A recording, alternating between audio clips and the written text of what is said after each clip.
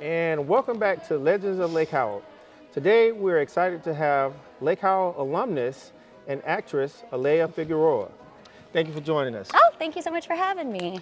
So as I mentioned in the introduction, you're an actress. How did you get into that field?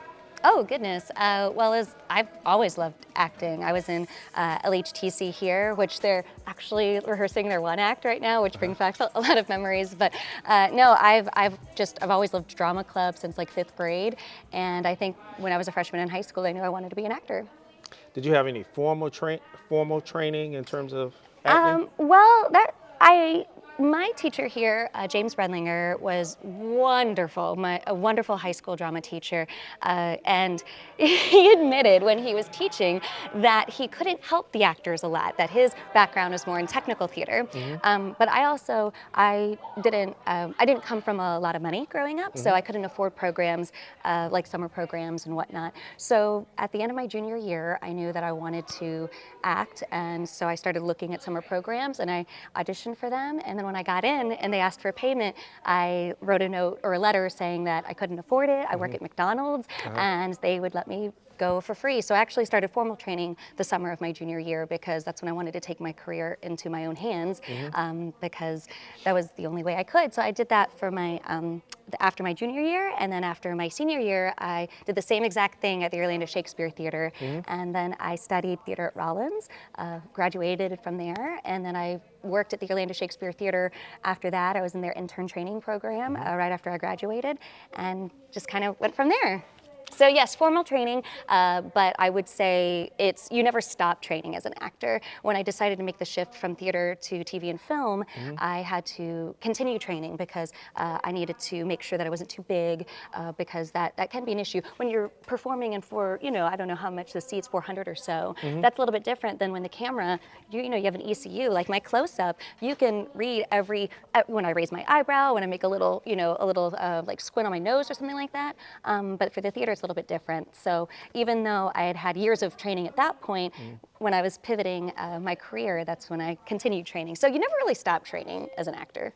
So how do you prepare for a role, or a better way I should ask is there a different way that you prepare if you're preparing for the theater or television or film? How do you go about preparing? Okay, so the theater is wonderful because you have the rehearsal process. So in that process, you get to explore the script. You have your castmates that you create this this family bond with. You have your director who is the captain of your ship, and when you're performing, every single show is going to be different. The audience is different. The performance is different. So when you're performing, it's in chronological order, A, and B, you have that live audience to really feed off of. So you're working for maybe 3 weeks for a professional production, 6 weeks if you're in rep or something, and so that's the process there. With TV and film, you might only be given 6 pages a day, right? So it's like, okay, that doesn't sound hard, but those 6 pages might be pages 66 through 73 or 72, whatever 6 pages is. But which is completely different. With film, you have to be ready to go right when you step on set. There is no rehearsal process. It's very rare that you get a rehearsal in TV and film. Okay. You audition, you book it, your agent says, hey, you book it, you go and you get fitted, and then you go on set, you film, and you better be ready to go as soon as you walk on set. So there's no rehearsal. That means 99% of your preparation is done before you get there, and that extra 1% has to be malleable for the director to, okay, I like this, what you're doing, let's shift it just a little bit. So whereas in theater, you come memorized. If you're an equity actor, you should be memorized on the first day of rehearsal. But other than that, you're discovering the process you're discovering the journey and the character as you go. So do you have a favorite because I know you've done commercials, you've done television, film, theater. Do you have a favorite?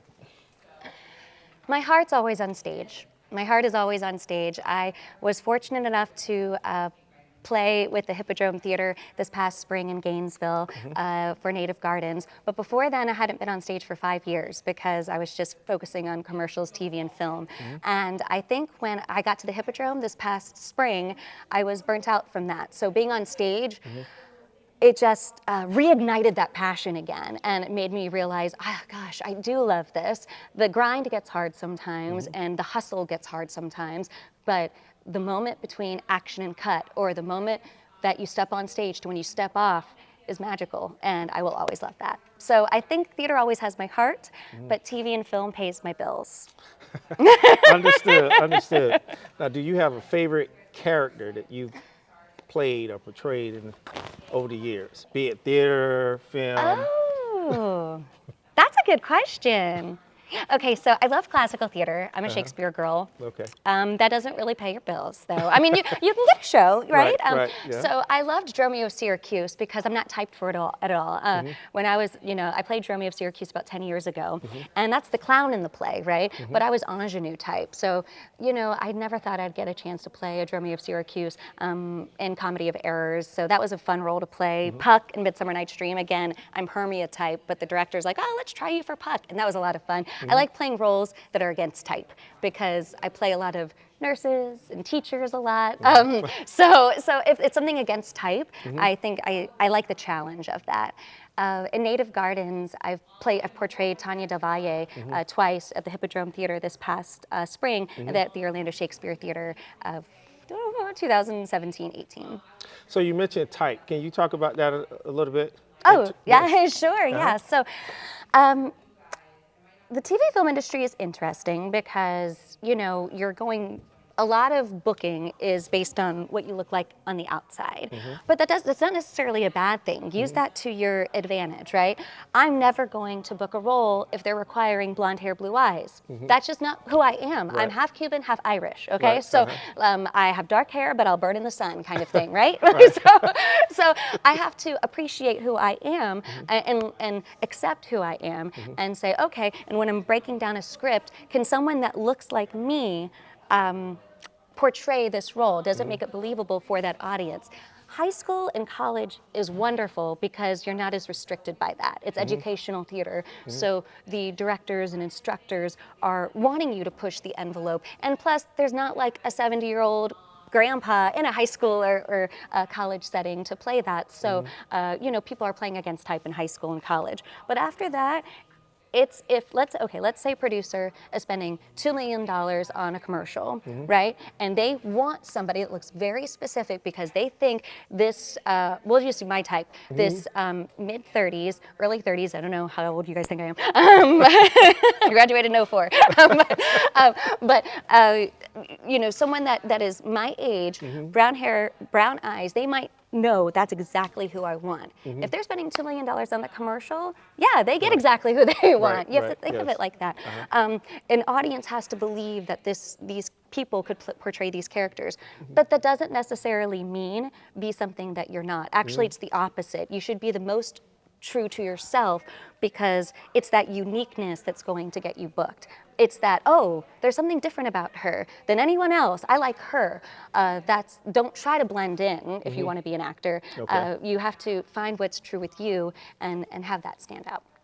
So have there been any roles where you had to adapt an accent or take on a specific physical characteristic, maybe rollerblading, ice skating, anything of that nature? Sure, yeah. Stage combat. I love to fight, but only in stage combat. So stage combat I love. Let's see. Oh, Native Gardens. That's a great example to use. So I portrayed Tanya both at the Shakes and the Hip, and she's 8.5 months pregnant in the show. Both times I performed, I was not pregnant. So I had this huge pregnant belly, and you have to, that changes your walk, So Right, yeah. that kind of stuff you start in the rehearsal process. However, as this film I was doing, I'd be rehearsing that on my own before I step out on set. So things like that, anything specific. I've had to wear an alien mask and get dunked in the water befo So, Okay. I mean, there's always things. I told you about the Depends commercial that I Right. did. Yes. So I have no shame, No, I mean, because it's just me portraying a character, whether Right. it's for a 30-second spot that's still a Right. story, Yeah. or it's a 2-hour film. It's all storytelling, and I love storytelling. So what's a day like for you, be it television or theater? How does that work? It's never the same. Here, for example, the last 2 weeks, 2 weeks ago, I had a 30-minute documentary that I was producing, that I produced, a premiere at Stetson University. So that was it's a pretty heavy documentary. It's about an avalanche that occurred in 1979, where 3 Stetson students were caught up and they unfortunately died. So it was homecoming at Stetson 2 weeks ago, so we premiered that 30-minute documentary at Stetson, and that went so well. We had a lot of the alums there, survivors from the avalanche there. It was such a touching experience, and I felt so blessed to be a part of telling these stories. I mean, these people are in their mid-60s now, and a lot of them have never even spoken of this avalanche, and I was one of the special ones to bring that story to the screen. So that was 2 weeks ago. I'm also the film festival director for Spooky Empire, so last weekend, so that was 2 weeks ago. A week later, I was at the Hyatt Regency Orlando, meeting with independent filmmakers from all over the world. We had filmmakers come from Japan, Bahrain, we had a lot from the UK, and of course Florida, the States, and so that was an event with 15,000 people, and I was running the film fest for it, so that was a little bit different. Tomorrow I am probably filming about 3 auditions, and then sending them in for certain commercials and whatnot. So even though I'm a SAG an equity actor, so even though we're on strike, commercials and hosting I can still do right now. So if you mentioned production, so if you had a choice now in terms of where you are in your career, if you had a preference between going on the production side or the acting side, is there a preference at this point? Yes. So now I'm 37, I'm turning 38 next month, and I have spent a majority of my adult life acting, whether on stage, on screen, theme parks, all of it. I've loved it. However, in 2015, I started producing, and I really found a love for producing. I love the control that you get of being able to create a set that you want. And as an actor, I think with any industry, you're going to have sharks. And even when you get to the studio level, there are sharks that are there that can make your passion not fun anymore. But when I'm producing, I can create safe sets for the actors that I invite to set. I can create safe sets for everyone, from the director of the project all the way to the PA that's giving the director coffee. Everyone deserves respect. Everyone deserves to play in an equal and fair and safe environment. So right now I'm focusing a majority of my time producing, which means I can be more selective with my acting projects, which means I enjoy it more. So, I think I think I was telling you there are, I have a 3P rule, and for acting now it has to hit 2 out of the 3 Ps. It either has to be a project that I really, really want to work on, it has to be people that I want to work with, or it has to be a pretty decent payday. And so it has to hit 2 out of those 3. 2 out of 3 for me to say yes now. But when I first started out, and I would say for at least 10 years, I didn't have that option. It was I took anything and everything I could because I was making my living as an actor. So now you have the comfort of being a little more selective. A little bit more selective, yeah. And I will say, like, okay, so acting, it took me, I got to travel all around the world, 45 states, Canada, Cuba, Bahrain. But producing, the documentary that I finished producing, that took us to Austria. So that's really cool. I don't know, both take you to different places. Both are storytelling. It's just, as a producer, you see the story from a big picture, and a character, you see it from one person's point of view. So let's take a minute and go back to your high school days. You mentioned that you were approaching your 20th. Next year. Next year. I know. All right. I know. So I feel so old. if you could describe your high school experience in one word at Lake Howell High School, what would it be? In one word. Educational sounds cliche. Like, I don't, but, That works. but I don't know, but like, it sounds, but I think it is educational for the good and bad, high school wasn't all fantastic. Like, I think for most, I mean, you're going through a lot in high school, and I lived in the theater, I was always in the theater, ate lunch in the theater, like I just lived there. So that, educational and theater are the 2 things that come to mind when I think of high school. So it's safe to say that theater was your favorite class. Well, okay, Okay, so I loved theater, absolutely. But AP European History with Mr. Pritchard was amazing. He was a Wow. fantastic teacher. May he rest in peace. And he truly, because history storytelling, right? Right. So it's just so if you have a good storyteller, it makes the subject fun. And he was a fantastic storyteller. I could just sit and listen to his stories all day, and his stories just happen to be on European history. Did you have a favorite teacher? Who was your favorite teacher? I have four. 4. Oh, wow. Okay, Okay. so Mr. Pritchard, Miss Pritchard. I had him for 2 years, World History and AP European History. Lynn Mauer, I had her, I was a president of Junior Civitan when I was Junior here, Civitan, secretary my yes. junior year, president my senior year, and so Ms. Mauer was wonderful, and I had her for math as well too. Donald Townsend, he was my math teacher for 2 years. I thought he was the coolest because he was a magician and a math teacher, and I'm like, wow, how cool is that? So, right. And of course, Mr. James Brenlinger, I didn't have a lot of confidence. I was very insecure teenager and young adult as well. And Mr. Brenlinger helped guide me to my professional career as an actor. I don't know if I would have been confident without Mr. Brenlinger's guidance. What type of advice would you give for our students who are here today rehearsing if they Yes. wanted to go into your field? My field or any field, I actually agree with Mr. Beast's advice when he's asked what is the secret to success. And he says, find a passion and don't stop, and eventually you'll find success. I like that, but I want to add to that. So it's find a passion, be the hardest working person in the room, and then you'll find success. So it's more than just finding what you love and doing it. You have to be the hardest working person in the room to get that success. And if you find that, I'm not willing to put in that effort, I really only want to do 30%, 40% effort, that's okay.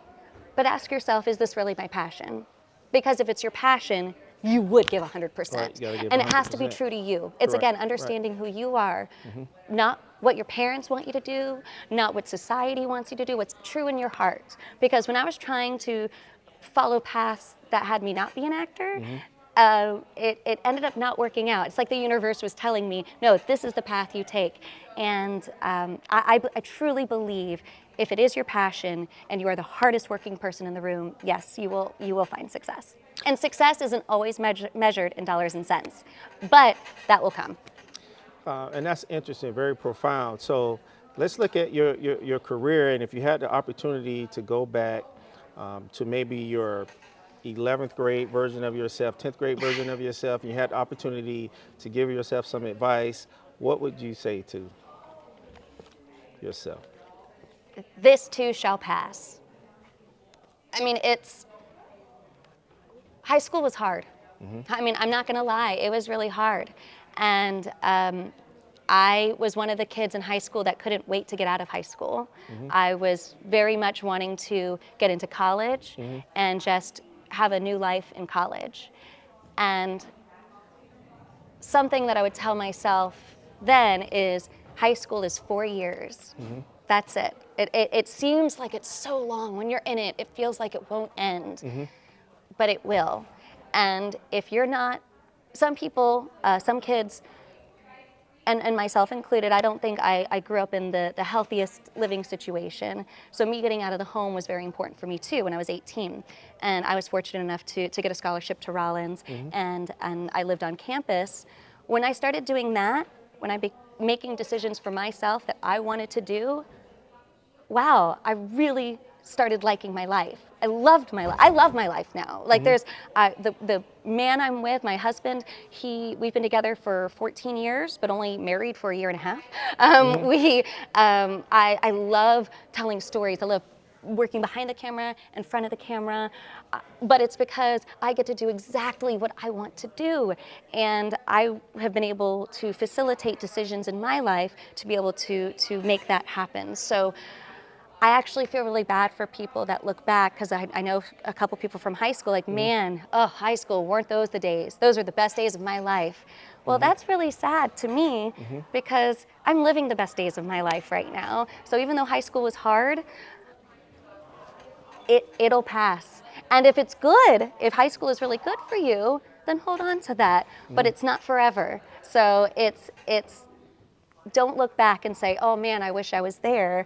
Think, oh, how can I facilitate my life to make it this way or that way? Is your dream to be a mom? Is your dream to own a house? Is your dream to be an actor? I don't know, everyone's dreams are different, but only you are in power to make decisions that can facilitate those dreams, and don't get in your own way.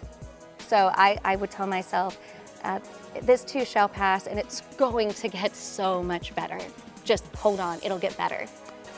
Well, I think that's a good stopping point. Thanks again for joining us today. We appreciate you coming, and we look forward to seeing you at your 20th reunion next year. Oh, we'll see. Yeah, I went to the 10th, so we'll see. All right. Great. Thank you.